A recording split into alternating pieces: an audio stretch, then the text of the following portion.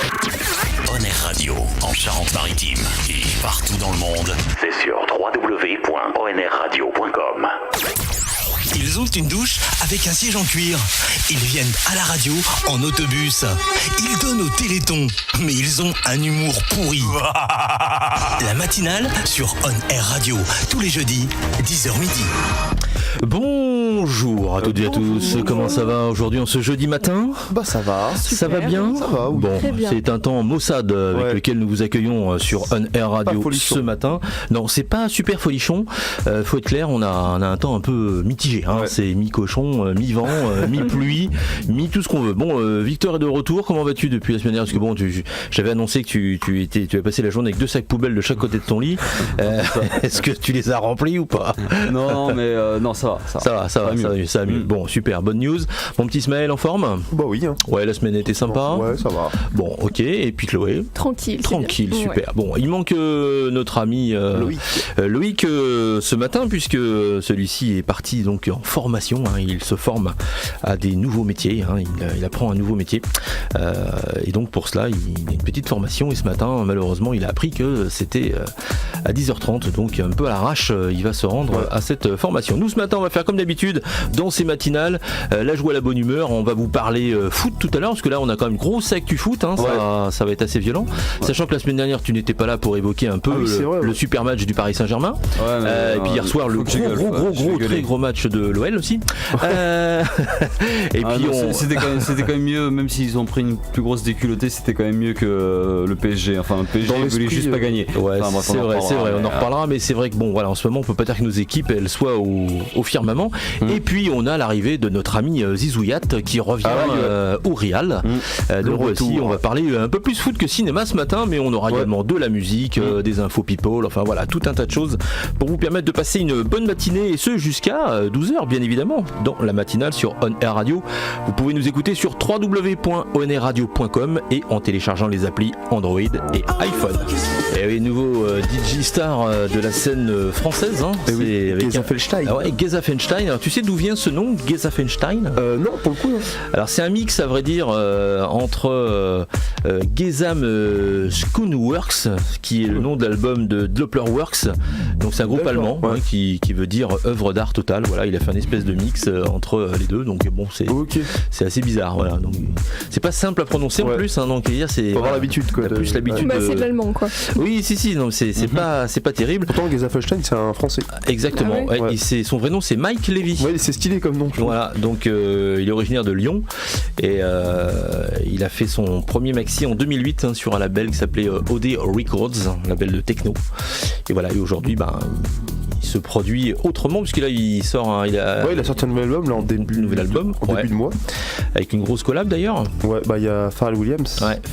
Dessus. Et après il a pas mal déçu ceux qui l'attendaient depuis longtemps, parce que son premier album donc était sorti il y a 5 ans, il avait fait un gros carton un peu dans le style de Justice et tout, donc c'était vraiment la patte française quoi d'électro. Ouais, c'est vrai. Et là il y en a beaucoup qui ont été déçus par le contenu en fait, après 5 ans c'était un peu simpliste et tout et voilà, à écouter, mais par rapport au temps d'attente et la grosse hype qu'il y avait autour, ça, il y a pas mal qui restent un peu sur leur faim quoi.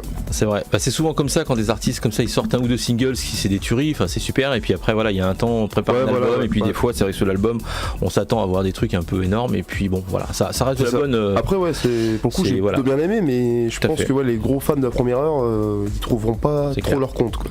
Il a fait pas mal de musique de pub aussi, hein. Il a fait la musique pour la campagne DS4 à l'époque. Il a fait pub aussi pour les parfums Givenchy. De toute façon c'est le style en fait. C'est clair. Style parisien, le lyonnais, mais ça fait penser au club parisien un peu. C'est vrai. Tiens, on va parler de Lyon et on va attaquer tout de suite dans le vif du sujet parce que malgré tout, vous savez que dans les matinales, on aime bien parler des sujets d'actualité. L'actualité, elle est sportive en ce moment. Alors je sais pas si ça va fâcher. En tout cas, hier soir, ils se sont pris une danse de nos amis lyonnais, malheureusement, puisque après la débâcle des Parisiens avec Manchester, hier soir, l'OL est tombé face au Barça et ils sont tombés lourdement, puisque ils ont pris 5 buts à 1. Alors est-ce que tu as regardé le match, mon petit Victor? Oui, bon, je suis parti à partir du 5ème but. Je me suis dit, bon, remarque qu'il n'y en a pas eu d'autres après, donc il restait 2 minutes de match. J'ai dit, bon, à un moment, je préfère arrêter de voir ça. Mais en fait, Lyon, je trouve, c'est mieux battu que le PSG. Parce que déjà, leur gardien, à la 20ème minute, s'est bouffé une semelle et a été viré, le gardien de Lyon. Le gardien qui avait été homme du match au premier match.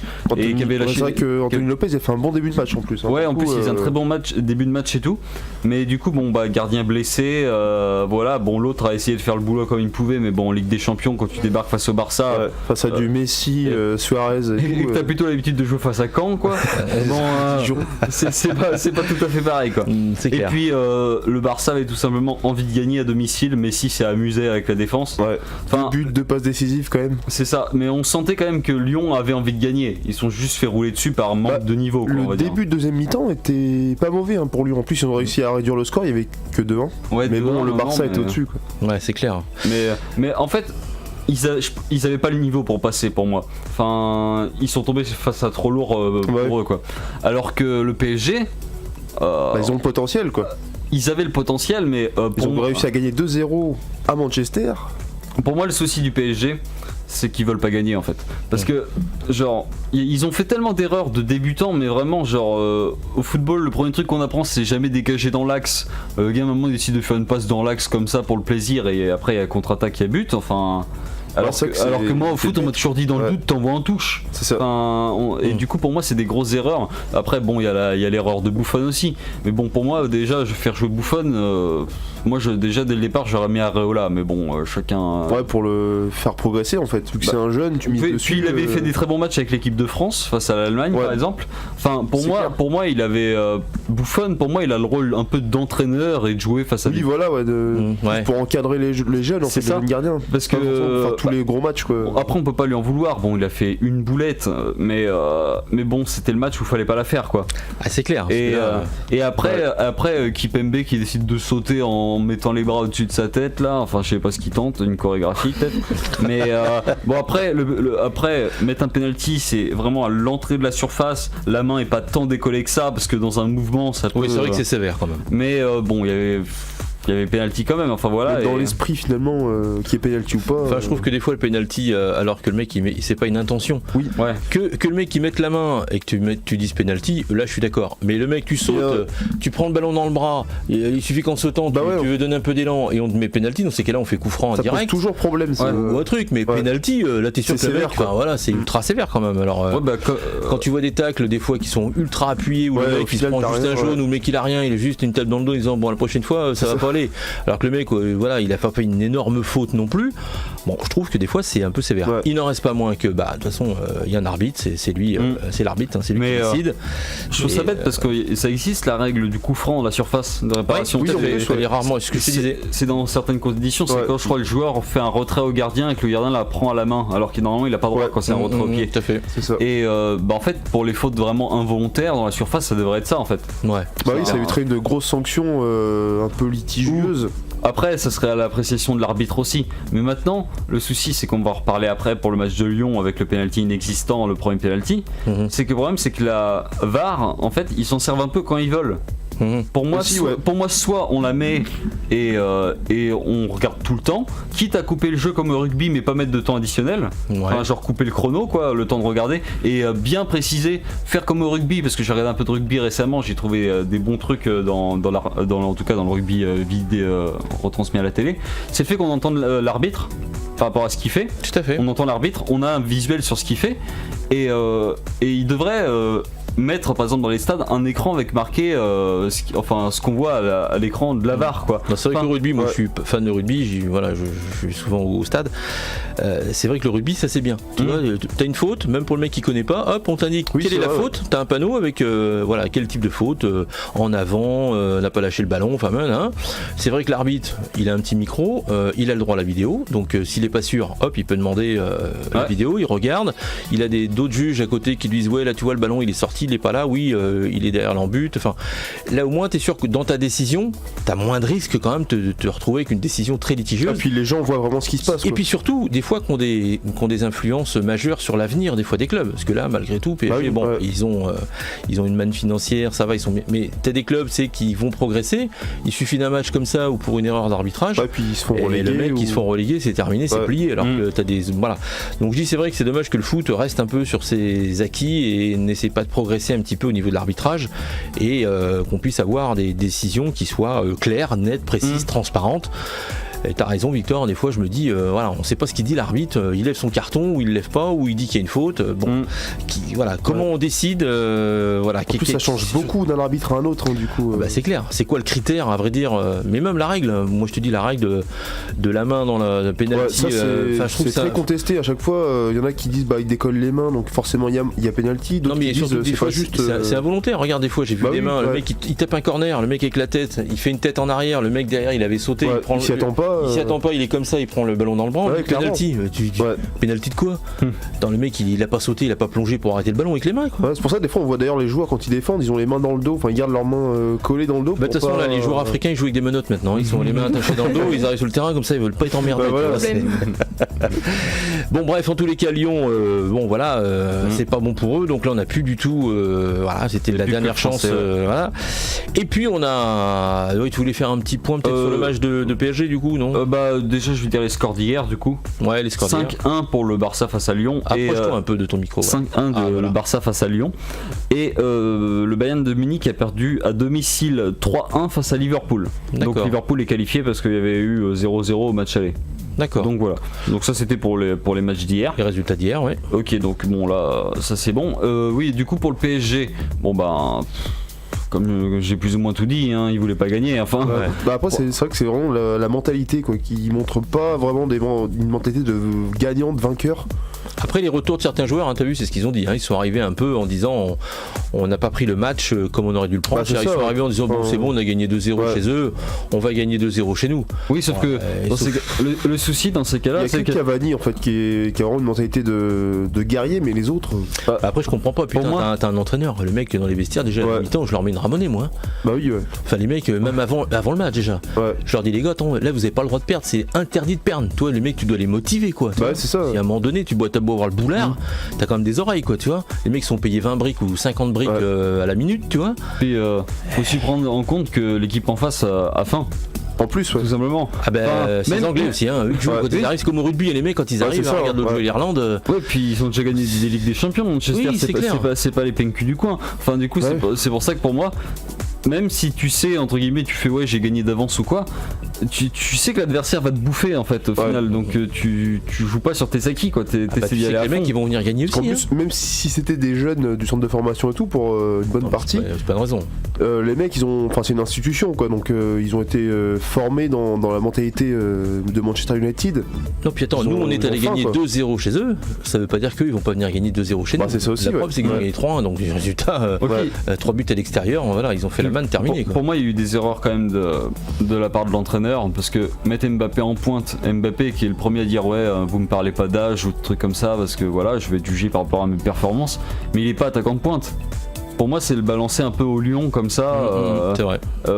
Pour moi limite je sais pas, vous mettez Di Maria qui est un peu plus expérimenté, même si mais au moins vous mettez pas Mbappé qui est jeune et qui surtout qu'en plus sur le côté droit après il y a Dani Alves qui il a 33 ans aussi je crois. Oui, il est pas tout jeune lui qui a glandé pendant tout le match, donc c'est vrai. Pour moi limite vaut même mettre quelqu'un qui avec plus d'expérience, un attaquant par exemple qui est plus attaquant gauche ou milieu offensif en attaquant de pointe, plutôt qu'un jeune qui est plus jeune que moi, qui a 20 ans en attaquant comme ça.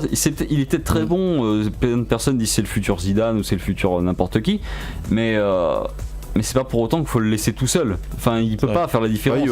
Il s'appelle pas Messi à 30 ans de carrière.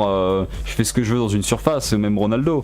Enfin, pour moi, il y a eu des erreurs comme ça. Et c'est pareil, l'erreur de mettre Buffon. Pour moi, Buffon, il a plus un rôle de consultant gardien, d'apprendre aux jeunes à se surpasser. Ou par exemple, jouer les petits matchs ou les petits matchs de Coupe de France, de trucs comme ça, plutôt que être gardien en Ligue des Champions. Pour moi, c'est. Sur les matchs en jeu.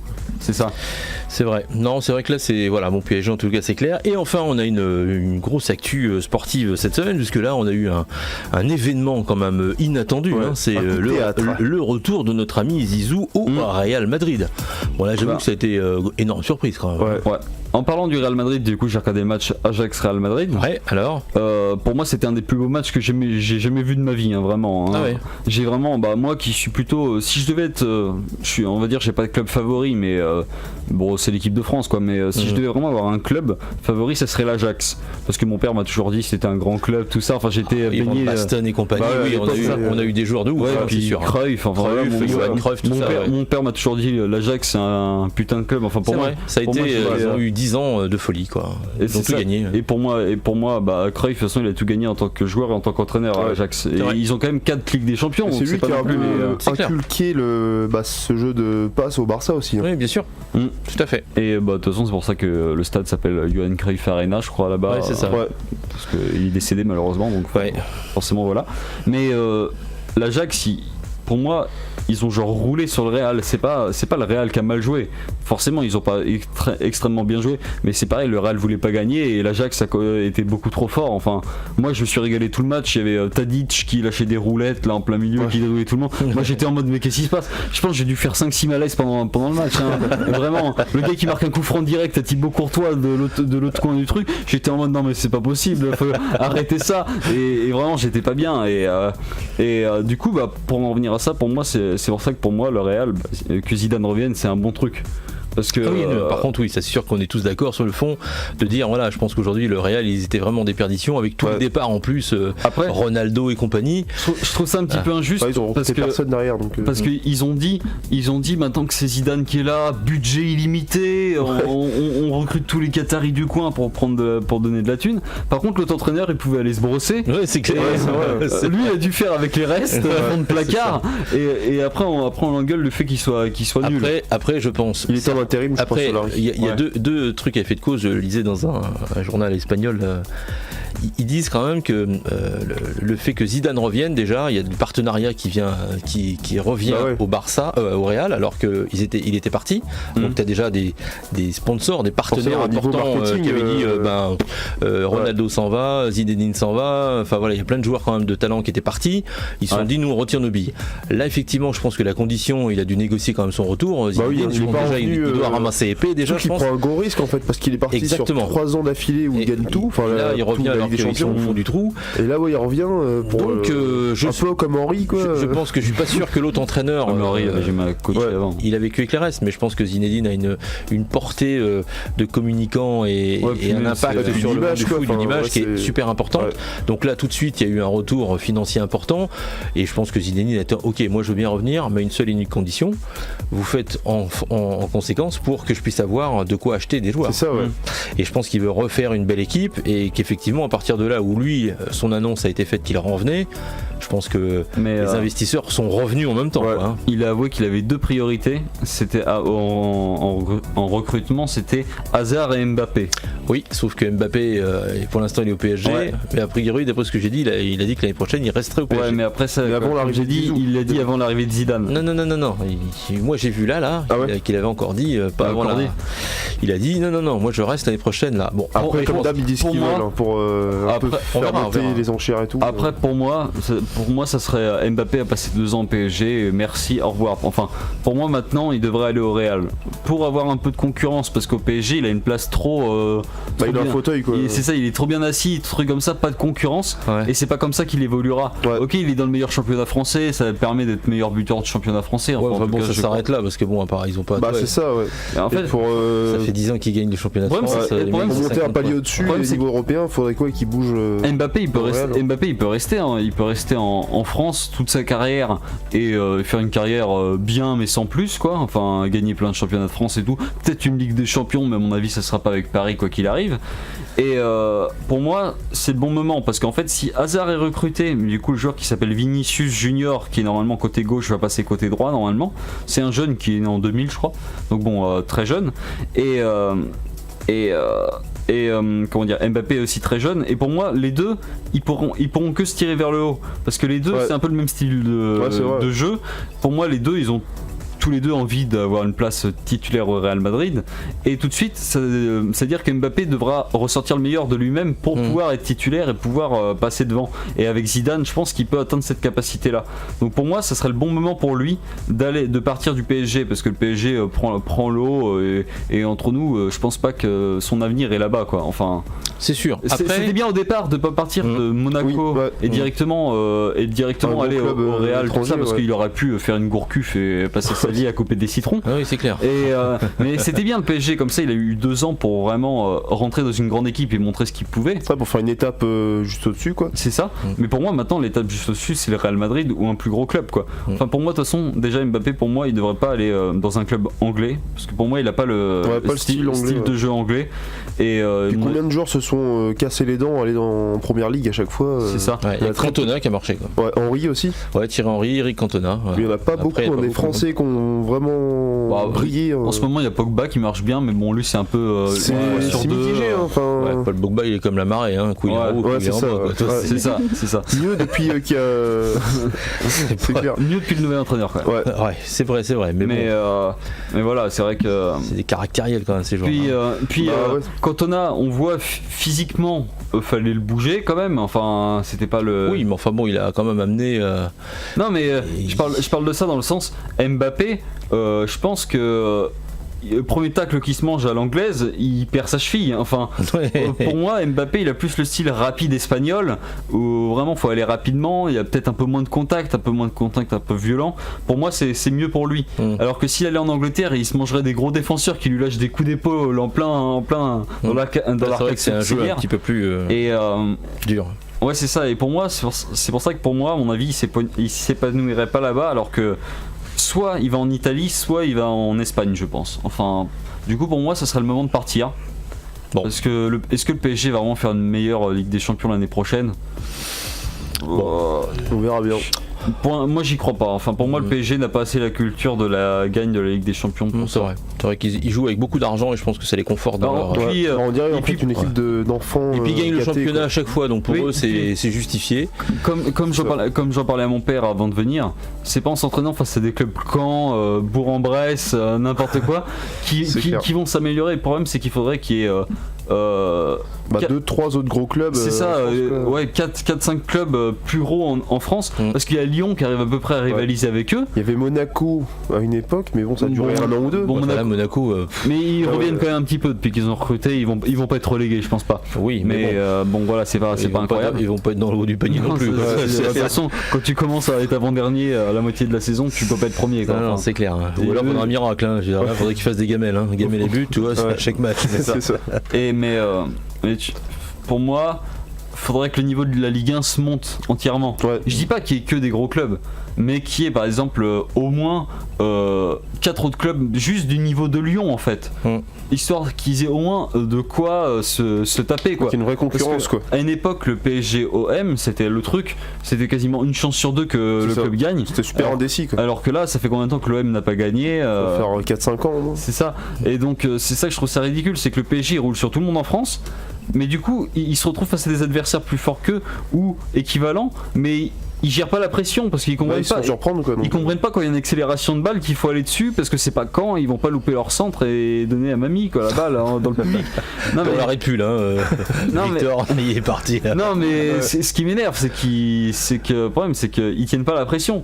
Alors que ils se diraient tout simplement, je suis là pour jouer, pour m'amuser un petit peu quand même. Enfin bon, il y a quand même un peu d'amusement le foot.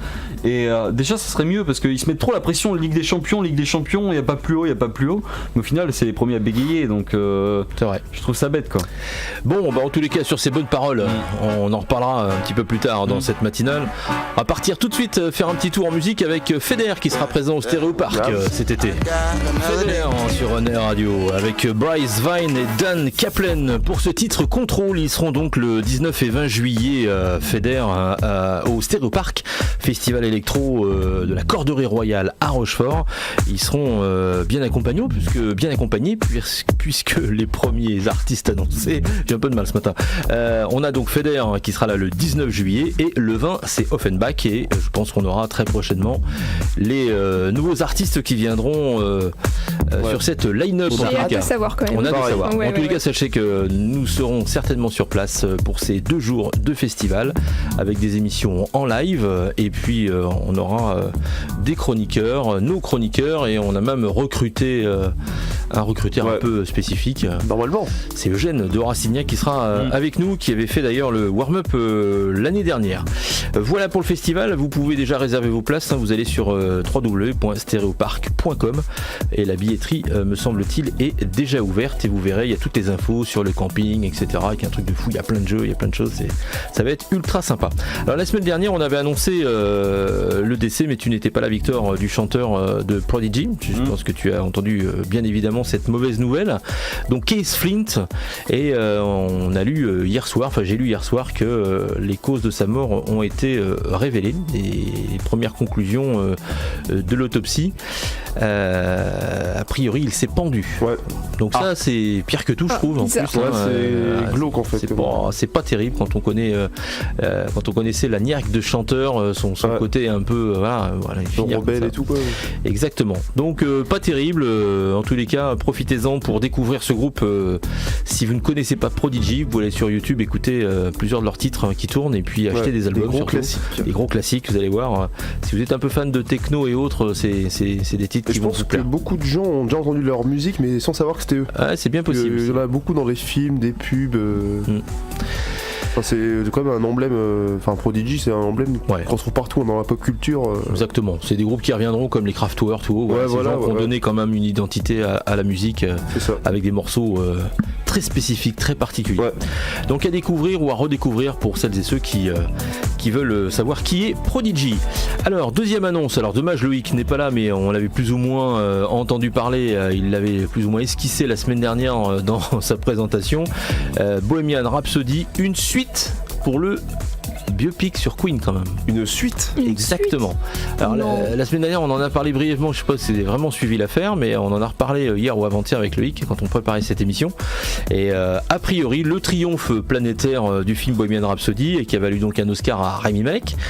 Donc la boîte, enfin la société de production qui a fait le film a dit bon bah vu qu'on s'est ramassé un Oscar, que ça a cartonné, on va faire encore ramasser une suite. C'est bizarre. Donc j'ouvre le débat. Pour moi c'était prévu. Ah bon, c'est pour toi, tu t'en doutais toi? Ouais, parce que à la fin. Rapproche-toi de ton micro, c'est toujours à toi de le mettre. Parce que à la fin, ils font pas mourir Freddie Mercury. Enfin voilà. Et tu crois que dans le 2 ils vont le faire mourir? Bah, je pense qu'ils se gardaient. Ils se gardent. Le Titanic qui coule. Et je pense que pour moi, ils gardaient la possibilité de le faire. Parce qu'ils ont pas fait mourir Freddie Mercury, ils l'auraient fait mourir. Ça bloquait. La possibilité. Alors que là, c'est quand même bête de. Ok, on l'arrête après un concert mythique, tout ça, que j'ai présenté avec l'icône au passage. Voilà. Mais pour moi, si vraiment ils avaient voulu ne pas faire de suite et tout, ils l'auraient fait mourir, ou je sais pas, moi il y aurait eu un hommage à la fin, je sais pas, il y a eu des concerts hommage à Freddie Mercury, ils auraient pu terminer là-dessus. Mais pour moi, s'ils l'ont pas fait, c'est qu'ils comptaient faire une suite ou au moins, dans l'éventualité que le film marche, avoir la possibilité de le faire.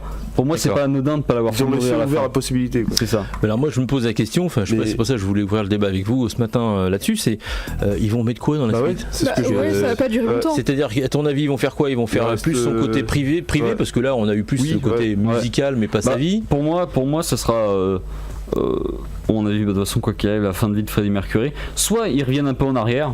Et ils esquivent, voilà. En plus avec tous les anachronismes qu'ils ont fait, je sais pas. Et après, je crois qu'à l'époque du Live Aid, je crois qu'ils avaient pas encore enregistré le dernier album. Non, c'est pour ça, il y a plein de choses dans le film qui sont pas réalistes déjà. Enfin, il est pas mort, genre un an après, je crois. Enfin, il est pas mort un an après, je crois qu'il est mort quand même. Non, 6-7 ans, je crois. Ah oui, c'est clair. Le Live Aid, c'est en 84, je crois. Il est mort quand Freddie Mercury? En 91, Freddie. Ouais, voilà, donc c'est ça, c'est qu'ils vont se baser sur sa fin de vie, mais ça sera un film beaucoup moins joyeux à mon avis. Bah ouais. À mon avis, on va pleurer. Ça risque d'être plus sur sa vie privée, donc ça me semble un peu indiscret, quoi, voire pervers. Voilà, pour moi, sa vie privée, ça concerne plus les gens vraiment fans. Mais je pense qu'ils vont peut-être que le grand public qui risque d'avoir un mauvais. Enfin, je sais pas. Il est décédé en 91, exactement le 24 novembre, Freddie Mercury. Ouais, c'est ça, donc ouais, c'était quand même un peu moins d'une dizaine d'années après Live Aid. Bah oui, c'est ça, ouais. Mais bon, il y a quand même de quoi faire, je pense. Mais bon, à part. À mon avis, peut-être qu'ils vont baser plus sa relation, enfin plus par rapport à sa relation avec les membres du groupe en fin de vie, peut-être, que vraiment avec sa famille, parce que ça serait vraiment trop. Autant on voit sa famille dans le film, mais bon, c'est plus on les voit de façon anecdotique. Mais enfin, le problème c'est qu'après ça serait vraiment trop indiscret, peut-être du coup.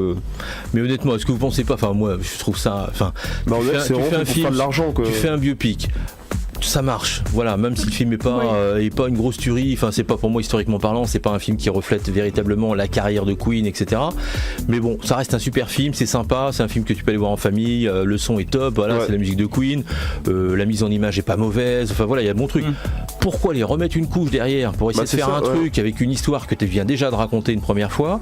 Qu'est-ce que tu vas mettre dans est-ce qu'on n'est pas là un peu dans l'abus, dans le truc de dire on va faire du pognon, plutôt que de rendre hommage aux artistes? Je sais pas ce que vous en pensez, vous. Si, mais je suis d'accord. Enfin, moi je me dis à un moment donné les gens ça se trouve ils vont prendre un gros bid, quoi, tu vois. Bah ouais. Mais là ils servent plutôt des artistes pour récupérer de l'argent. Bah ouais, on dirait. Parce qu'en plus ils ont quand même mis 80% des morceaux les plus connus, en tous les cas ceux qui sont pas des aficionados de Queen, qui connaissent leur discographie par cœur et qui sont capables d'écouter des titres qui sont pas forcément des titres commerciaux et qui aiment Queen pour Queen.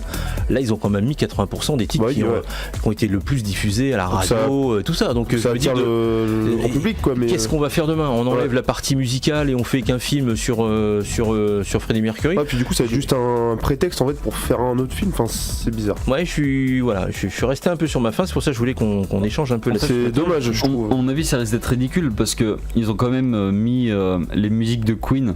Enfin, avant tout aussi pour revendre des albums derrière. Enfin, faut pas non plus cacher qu'ils ont mis les gros tubes pour que les gens directement à l'oreille, ah tiens, c'est vrai, je me rappelle de ce morceau-là.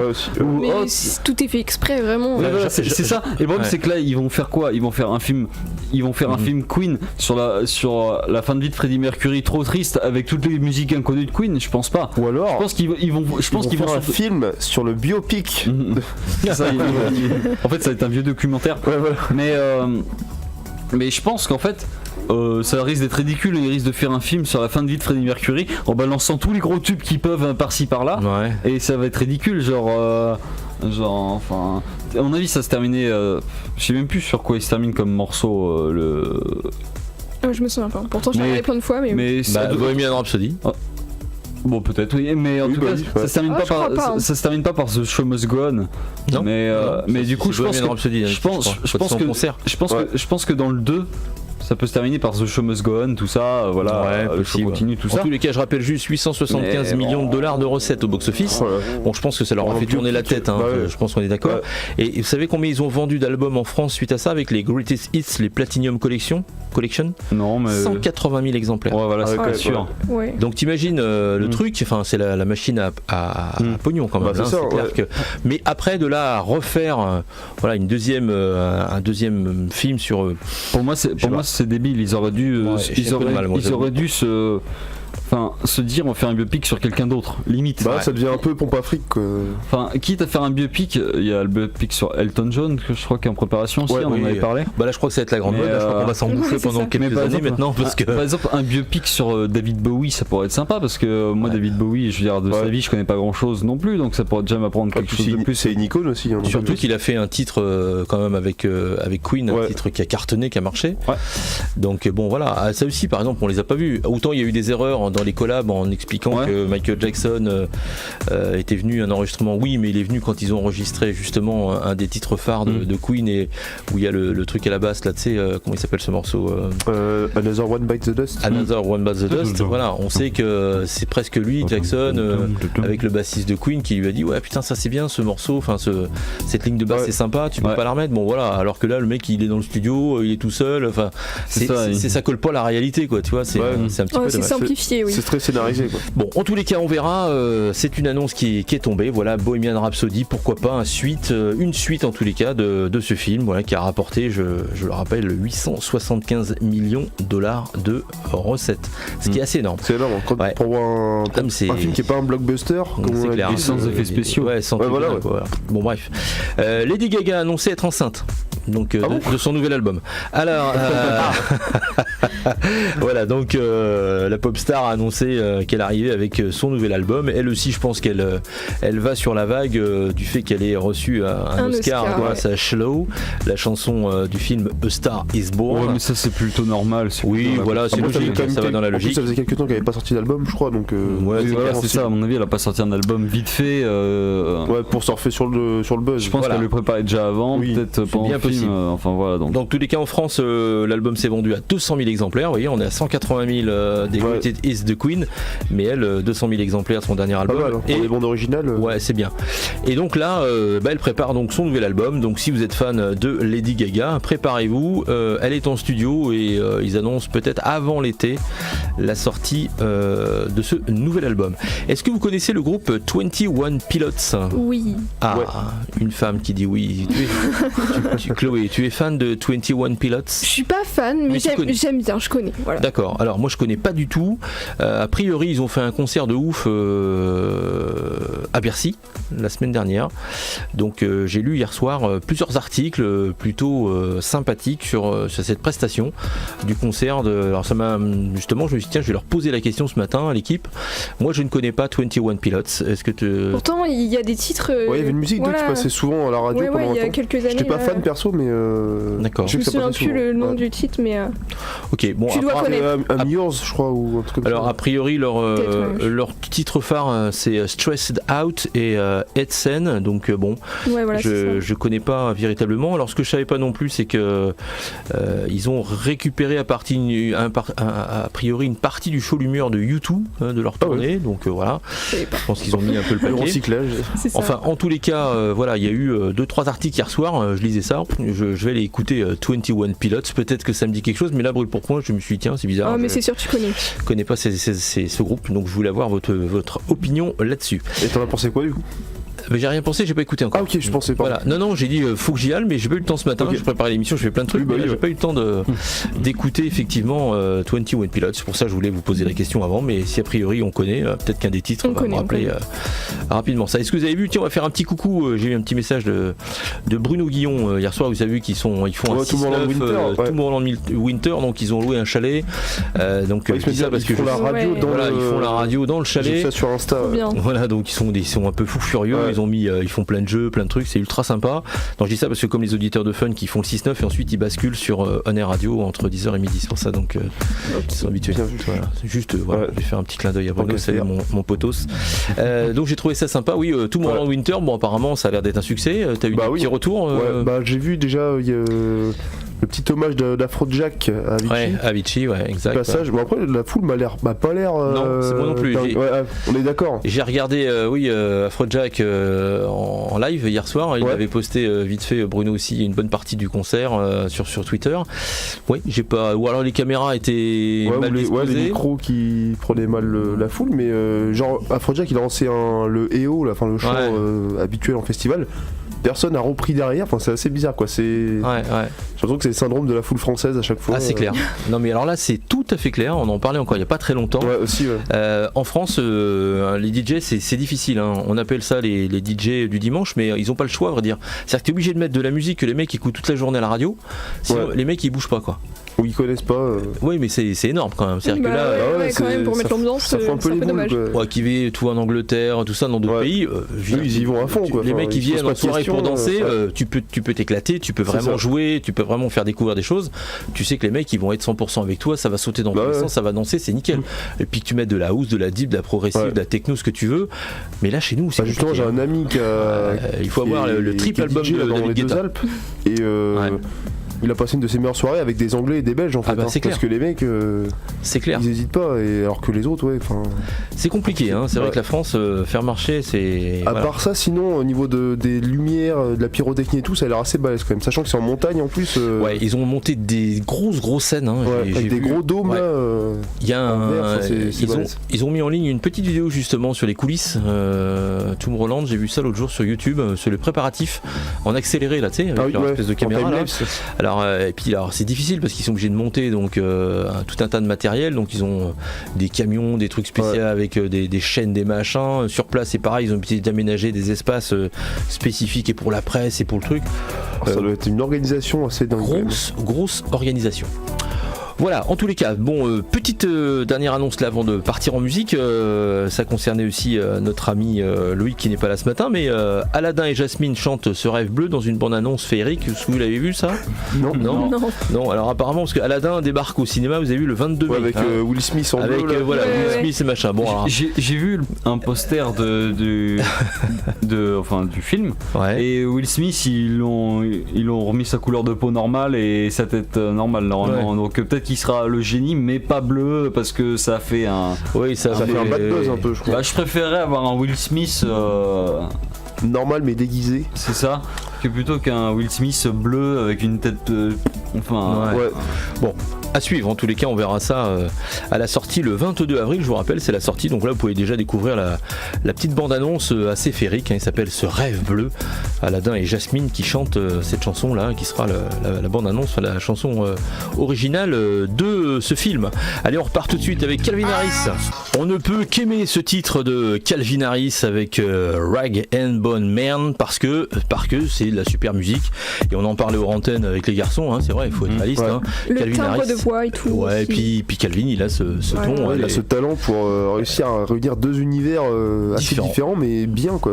Exactement. Alors que d'habitude, quand les artistes se réunissent, qui n'ont pas forcément le même style de prédilection, bah ça déroute un peu tout le monde parce que ça se marie pas bien et finalement ça accroche pas trop. Mais là, ouais, franchement, Calvin, à chaque fois, il arrive à faire mouche. Voilà. Le DJ en même temps dans l'électro, la pop. C'est clair. Voilà. Le DJ le plus cher payé du monde. Il est toujours cette année encore.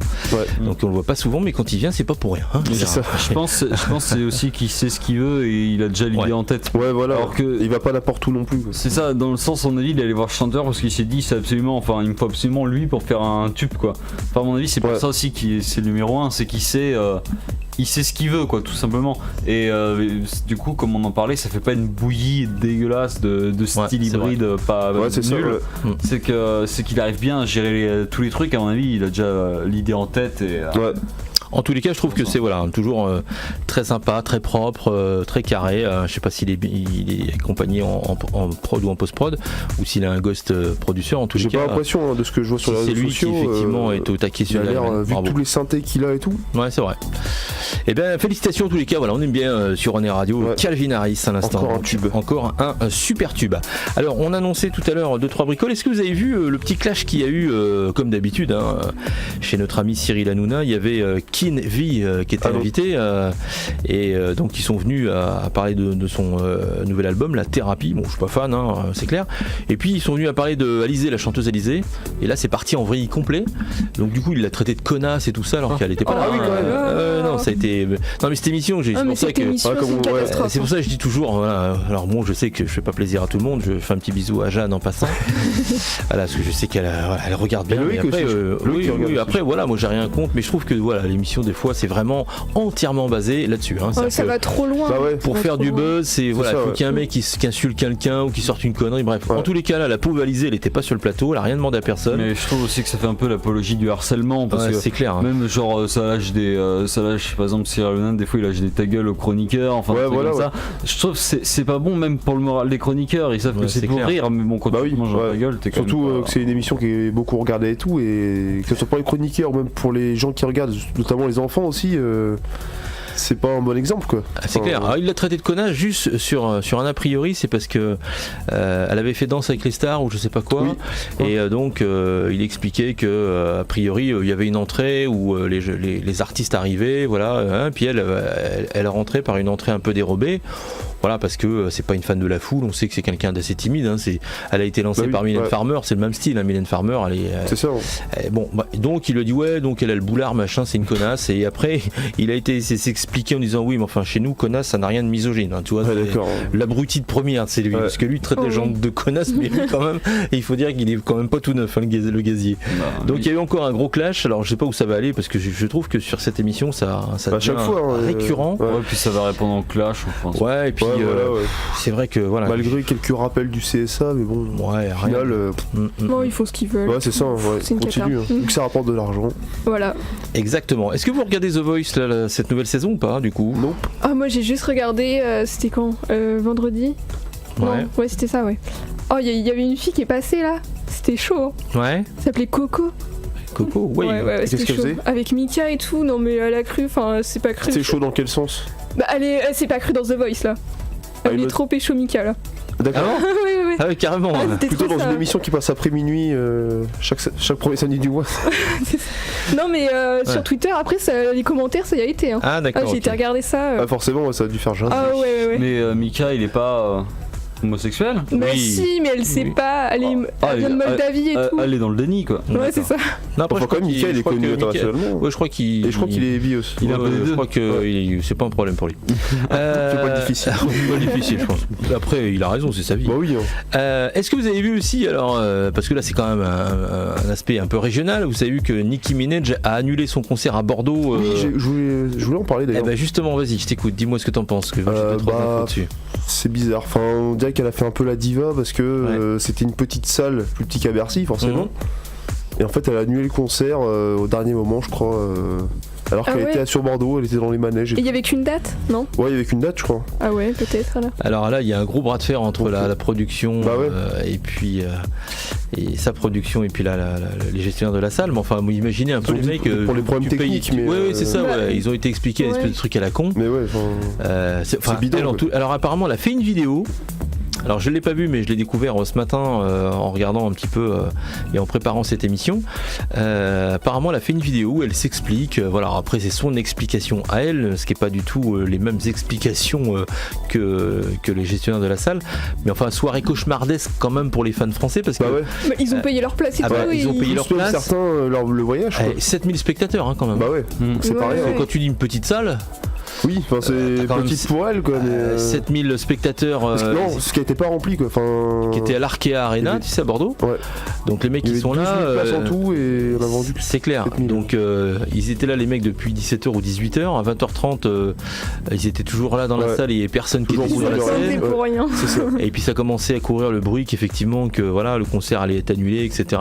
Donc bon, c'est très très très compliqué. En tous les cas, voilà, elle a annulé son concert. Ceux qui avaient payé la place, ils se retrouvent le bec dans l'eau. Ils ont passé une soirée de merde. Ils vont être remboursés pour la place, mais bon. Oui, ils vont être remboursés. Elle aurait dû prévenir avant, genre les gens au lieu qu'ils viennent pour rien quoi. Bah ouais. Et puis surtout faut mettre de côté son avis personnel et enfin être professionnel dans le milieu, je pense. Enfin dans le sens, je sais pas pour quelle raison elle a pas fait, mais dans le sens elle a Enfin, faut retirer le côté professionnel en mode il y a que 7000 places vendues et faire le boulot sur scène quoi. Enfin c'est son travail et pas chipoter. C'est ce que t'attends d'un artiste normalement. C'est le problème des divas un peu, tu vois. Elles se croient tout permis, même d'annuler un concert alors que t'as des fans qui arrivent. Ouais mais elle devrait avoir des. Devrait être voilà, quoi. c'est ça. Après ils ont des avocats ultra puissants, ils ont des contrats tous les Américains à leur avantage. Ils font ce qu'ils veulent, mais après c'est si. Non, c'est clairement c'est pas professionnel quoi. Ouais, c'est dégueulasse. Franchement, je te dis clairement, moi je trouve que c'est pas normal. C'est pas correct. Même si tu rembourses les fans, il y a des gens qui ont peut-être économisé, qui ont peut-être attendu longtemps pour ça et bon. Puis même dans la journée, les gens ont attendu devant la salle ou je ne sais pas. Je voyais dans les commentaires là qui venaient de loin, quand on entendait des étrangers en fait, genre les Espagnols ou quoi. Ouais. Finalement, tu tapes des bornes, tu poses des jours de congé, tu économises et puis t'arrives et le soir on te dit bah non du coup ta princesse elle viendra pas parce qu'elle a dit que voilà la salle était naze quoi. Bon voilà, en tous les cas c'est mauvaise nouvelle pour nos amis bordelais qui étaient présents. J'espère qu'elle se rattrapera et qu'elle reprogrammera un concert. En tous les cas, l'Arkena Arena de Bordeaux pour que ses fans puissent venir la voir. On se retrouve dans quelques instants puisque ça va être le journal et puis juste après on a l'album et aujourd'hui on parle de téléphone Téléphone, groupe français emblématique et qu'on adore également. Donc ce sera l'album avec Victor, mais ça sera juste après ça. Ils avaient déjà à l'époque des titres un peu précurseurs, hein, argent trop cher, on peut dire. Non mais tous, hein, c'est vrai, quand tu regardes Digiaphone, etc., c'est des thèmes qui sont toujours d'actualité, malgré que Téléphone est un groupe qui a une vingtaine d'années maintenant, voire un peu plus. 30 même 30, ouais, c'est vrai. Ça s'est terminé en 86. Ça me rajeunit pas, c'est vrai. Dommage qu'ils aient pas pu se remettre tous ensemble, hein. C'est vrai que. Il y a un groupe qui s'appelle Les Insus, ils sont 3. Oui, voilà, mais il manque quand même notre charmante demoiselle. Parce qu'a priori, ils ont jamais réussi à retrouver. Une identité comme ils avaient à leur début. Mais c'est sûr, Les Insus c'est sympa, mais bon voilà, ça s'appelle pas Téléphone déjà. Bon, ça change. Non mais c'est vrai, c'est un côté un peu frustrant. Moi qui suis de cette génération-là.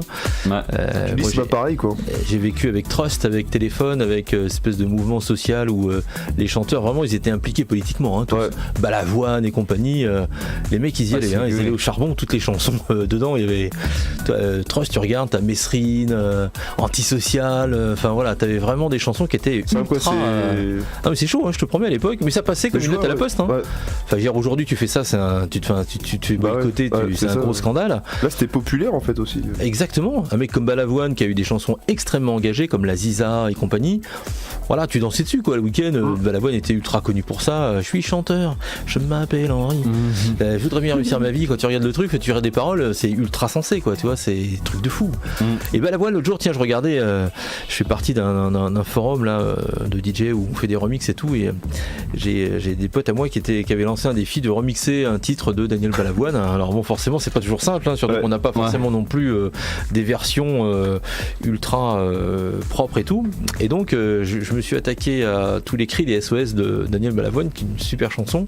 Je l'ai fait en mode chahut et je suis allé voir un peu sur internet et j'y ai retrouvé donc deux extraits où c'est un des premiers à avoir utilisé l'informatique pour composer des musiques. Et notamment sur ce morceau qui s'appelle Tous les cris des SOS, il utilise un espèce d'ordinateur avec un espèce de stylet. Alors faut que vous alliez voir ça sur YouTube parce que c'est assez énorme. C'est vraiment une machine de l'époque. Exactement, ça a utilisé c'est les premiers séquenceurs. Alors il y avait un nom, je sais plus comment ça s'appelle, c'était même avant l'Atari 1040 ST où tu utilisais du Cubase. C'était encore bien avant. Et donc là il explique que dans la chanson Tous les cris des SOS, il y a un bruit de frein de voiture, il y a une sirène de comment on appelle de locomotive qu'il a trafiqué. Et c'est vrai, quand tu écoutes le morceau, tu dis ah putain oui c'est vrai.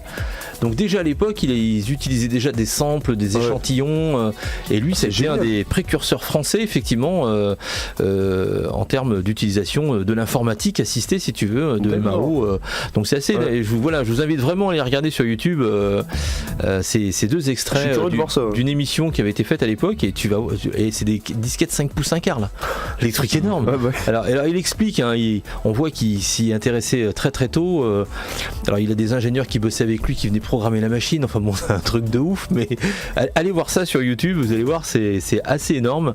Et j'ai trouvé ce petit clin d'œil en tous les cas, chose que je savais pas forcément que Balavoine était vraiment un précurseur. Mais j'aurais pas pensé non plus. Bah ouais, mais pourtant truc de dingue. Hein. Bon, voilà. En tous les cas super à découvrir aussi rapidement. Puis si vous connaissez pas Balavoine, vraiment je vous invite, c'est un artiste de talent avec des chansons extraordinaires, et Tous les cris des SOS, et en plus c'est une chanson assez particulière parce que j'étais pas un ultra fan de Daniel, mais j'adorais en tous les cas ce qu'il faisait. Et c'est vrai que le jour de l'annonce de sa mort, quelques minutes avant, j'écoutais ce morceau. Donc comme quoi, des fois la vie, c'est un truc. Je m'en souviens toute ma vie. J'habitais encore chez mes parents, j'étais sur mon canapé, j'écoutais cette musique, et j'ai basculé sur la radio, et au même moment on annonçait l'accident pendant le Paris-Dakar de Thierry Sabine et de Daniel Balavoine, qui était décédé dans cet accident d'hélicoptère dramatique. Incroyable. Alors dans les petites infos, tiens, on va passer aux choses un peu plus sympa, parce que là c'est vrai que c'est un peu tristouné. Vous avez vu que Bilal Hassani a annoncé donc sa première tournée. Donc j'ai même pas regardé, je sais pas. Donc voilà. Qu'il gagne l'Eurovision ou non, voilà, on peut dire que lui se sera fait un nom déjà, hein. Il y a tellement eu de polémique autour de lui, là, c'est clair. Donc voilà, il va sortir son album Kingdom, qui va sortir donc normalement en avril, et suite à ça donc il part en tournée. D'accord. Donc tournée cet automne avec une dizaine de dates, voilà. Et il fera également un concert à l'Olympia. Donc ce sera son tout premier concert à l'Olympia. Donc si vous avez été fan de Bilal Hassani, en tous les cas pour les présélections à l'Eurovision, ou que vous êtes toujours fan, parce qu'a priori, je regardais, il cartonne toujours autant sur YouTube, hein, il enchaîne les millions de vues, donc je pense qu'il a créé donc un vrai mouvement de fans autour de sa personnalité et de sa voix, et ça je trouve que c'est une bonne chose. Donc voilà, si vous aimez Bilal, eh bien vous allez pouvoir le voir en tournée cet automne, et notamment dans cette salle mythique de l'Olympia. Voilà, j'ai pas la date exacte, mais en tous les cas c'est programmé, ce sera fait assez rapidement. Les Jonas Brothers, vous savez, on en a parlé la semaine dernière, donc ils font leur show et ils chantent donc tous leurs anciens tubes. Alors ils ont fait un truc qui s'appelle Carpool Karaoke. Alors, c'est ultra marrant, pareil, vous allez pouvoir aller voir ça sur internet. C'est le show américain là où ils sont dans une voiture et ils chantent. Voilà, exactement. C'est bien, ça. Donc c'est ultra rigolo, c'est marrant, c'est à découvrir. Vous pouvez aller trouver ça sur YouTube sans trop de problème. Il l'avait fait aussi avec le cast de Westworld, le cast de Game of Thrones. Exact, oui, c'est ça. Et c'est toujours très sympa, c'est rigolo. C'est marrant de voir ça nous rappelle un peu, ça nous rappelle un peu notre vie de tous les jours, quoi. Oui, c'est sympa, je trouve que c'est sans prise de tête, c'est assez simple. Sérieux. Voilà, exactement. C'est plutôt sympathique. Donc voilà, découvrir Carpool Karaoke. Il est fait avec Paul McCartney. Ouais. Directement à Londres, je crois, ou à Liverpool, je sais plus. Enfin bref, la ville des Beatles, quoi. Je crois que c'est Liverpool. Ouais, c'est ça, c'est Liverpool. Ouais. Et c'était drôle parce que à un moment il s'arrêtait à des endroits où il y avait des fans normalement. Énorme. C'est un truc de dingue. Des fans qui étaient plus ou moins à genoux devant des trucs des Beatles. Lui il débarque, il ouvre la porte, il fait salut. C'est un truc de fou ça. C'est génial. Parce que c'est vraiment improvisé. Tu t'attends pas du tout. T'as la surprise de la tête des mecs au début, ils disent putain c'est lui, c'est pas lui, c'est lui. Enfin c'est un truc de fou. Donc voilà, c'est assez sympathique. C'était une petite info. Si vous aimez ça, allez découvrir ça sur YouTube. Moi c'est surtout ce qui me fait le plus délirer, c'est quand par exemple il y avait le cast, je crois, de Game of Thrones qui s'arrêtait genre à un McDo ou un fast food, genre tu sais au drive. Genre t'es là, tu vois les deux gars de Game of Thrones, t'es là, comment ce qui se passe? Je vous sers un dragon 1, je vous sers un un truc sympa. Tiens, à propos de Game of Thrones, vous avez des nouvelles? Vous savez à peu près quand ça va? Parce que là j'ai vu que ça il y a eu tous les trailers et tout. Il y a tous les trailers, tout ça. La durée des épisodes aussi, les derniers ils vont faire 1h20. Ça commence à sortir. C'est des films, c'est des mini-films de toute façon. Donc ça on commence à en savoir un peu plus. De toute façon c'est dans un mois 410 minutes je crois au total la saison. Combien? 410 minutes. Ah oui, donc ils ont mis le paquet pour la fin quoi. Le total. De toute façon, c'est vu qu'il y a moins d'épisodes, c'est ce qu'il fallait faire. Enfin, du coup, je trouve ça un peu débile. Il y en a que 6, c'est ça? 8 je crois. 8? Non, il y en a que 6. Ah ouais? Il me semble qu'il y en a que 6, j'ai lu. Vous devez y avoir. C'était 8 la saison dernière, je crois. Ouais. Là, je crois que c'est 6. Mais ils ont rallongé les épisodes justement pour avoir je trouve ça bête un peu, du coup ils auraient pu le découper pour en faire 8. Non, justement, parce que moi ce que j'ai lu c'est qu'il disait que la façon dont avait été écrit, si tu veux, les derniers épisodes, c'était compliqué de les couper. Ouais. Parce que là ils coupaient dans des. Voilà, ils coupaient à des moments clés. D'accord, c'est que les deux derniers épisodes c'est genre 2 heures d'action complète. Parce que la difficulté c'est que pour avoir des programmes télé, tu dois remplir une case, donc c'est des 50 minutes ou 52 minutes, tu peux pas dépasser ni avant ni après à cause des pages de pub, etc. Et donc si il restait sur un format 50 minutes classique épisode de série, ça s'arrêtait, le mec il se prend un coup de couteau, le truc générique de fin, tu vois, t'as une émeute dans la soirée, tu vois. Après, donc ils ont préféré rallonger un peu, avoir un format plus long, mais tu finiras un épisode avec une fin, quoi, tu vois, quelque peu. Donc voilà, c'était plus. J'ai un peu peur pour la fin, pas par rapport au fait que ce soit nul ou quoi, mais c'est sûr qu'il y aura 50% des fans qui seront déçus à mon avis. Parce que, comme toute série, c'est ça, ouais, mais dans le sens, Game of Thrones a quand même été récemment une des séries les plus suivies, enfin les plus cultes. Je pense qu'à la fin ça risque de gueuler un peu de toutes parts. Mais il va y avoir des fans, des pas fans. Comme toute grosse fin d'un. De toute façon, des séries comme ça, mais est-ce qu'il y a déjà eu une série aussi importante entre guillemets que Game of Thrones? Enfin, c'est vraiment. Les Feux de l'amour. C'est toujours pas fini. C'est eux qui vont remplacer les Feux de l'amour d'ailleurs. Voilà. Avec le cast de Game of Thrones. Et Game of l'amour, ça va s'appeler. Non, mais tu vois, dans le sens, tout le monde a au moins entendu parler de Game of Thrones, ça fait partie de la pop culture maintenant. C'est ça, c'est alors même d'internet et tout. C'est ça, alors qu'avant, les séries, genre les Feux de l'amour, tout ça, on a pris un autre exemple. Enfin voilà, ça avait pas un impact culturel aussi important, je pense. C'est vrai, Donc, Game of Thrones. Disons qu'il y a des gens qui ont grandi avec Game of Thrones. C'est vrai. C'est bête à dire, mais je crois que c'était quoi le départ, c'était en 2009, non? Je crois que ça a commencé. Truc comme ça. Et après, soyons réalistes, on a tous grandi avec des séries. Regarde, moi, on a grandi avec La Petite Maison dans la Prairie, Super Au passage, il y a Johnny Cash qui fait un exactement. prêtre. Mais après, je pense qu'aujourd'hui, l'impact, des médias et des séries sur la vie des gens a pris des mesures. Il y a des gens qui s'identifient carrément aux séries, ils vivent que pour ça. Parce que les films maintenant. Ah oui, même les téléphones, tu vois, les mecs, ils ont pas le portable pendant 2 minutes, ils sont fous quoi. Tu vois, ah putain, Internet, t'as vu hier un peu, et puis Facebook pendant 10 minutes, ça y est, c'était la panique mondiale. Et les mecs, putain, mec, je peux plus poster, je peux plus rien faire, c'est quoi ce bordel? C'est les mecs, c'est vital, on dirait que les mecs ils sont par intraveineuse sous Facebook et Instagram. Ouais, quand t'as vu ça, t'es perdu quoi. J'étais mort de rire, moi. Je regardais les trucs, je voyais les posts tomber, les mecs vont sur Twitter. Et vous aussi, vous avez une panne de Facebook? Mais les gars, détendez-vous, ça va bien se passer. Ça dure pas longtemps. C'est pas mourir, c'est pas la fin du monde. Il y a pas un astéroïde qui va vous tomber sur la gueule. J'ai l'impression quand même. Ça, c'est délirant quoi. J'ai l'impression quand même que les séries, on est passé entre guillemets il y a une quarantaine d'années à un truc fait plus à la va-vite comparé au film. Enfin, un peu moins professionnel, je trouve. Peut-être pas il y a 40 ans, mais il y a peut-être avant. Plus pour le format de télé à l'époque. C'est ça. Alors que maintenant, on est passé quasiment à des mini-films en fait. C'est vrai. Et je pense. Et pareil, les effets spéciaux de Game of Thrones, c'est genre nickel, ça équivaut à un grand film. Même certaines des fois, mieux qu'un grand film. Ça se trouve, ils feront l'épisode final dans un cinéma, j'en sais rien, ça se trouve, ils l'ont déjà prévu. Ouais, c'est possible aussi. Mais voilà, enfin, pour moi, c'est pour ça que ça a cet impact. Enfin, on a l'impression de regarder un film, mais version long. Pas chiant du coup parce que il y a certains épisodes de série qui sont chiants, mais dans le sens si c'était un épisode qui durait 3 heures d'un film, tout ça serait un peu relou, alors que là une série c'est bien découpé tout ça. Enfin on s'attache plus au personnage dans le sens plus de voilà c'est ça, dans le sens de Jon Snow, s'il meurt par exemple à la fin de Game of Thrones, bah les gens vont être tristes, disons qu'ils vont être. Moi je m'attache plus à un personnage que j'ai suivi depuis longtemps, pendant 4-5 ans, qu'à un personnage que je vois depuis 3 heures dans un film. Mais c'est comme Dallas, il y a des séries comme ça qui ont marqué toute une génération parce que ça a duré et parce qu'il y avait des gens qui étaient très attachés à des personnages ou qui étaient très contre. Tu regardes JR dans Dallas, c'était vraiment la pourriture finie, le mec alcoolique qui trompait sa femme, dès qu'il pouvait faire une crasse à un mec qui le faisait, tout le monde le détestait. À côté Suellen qui était une poivrarde, tout le monde dira pauvre Suellen.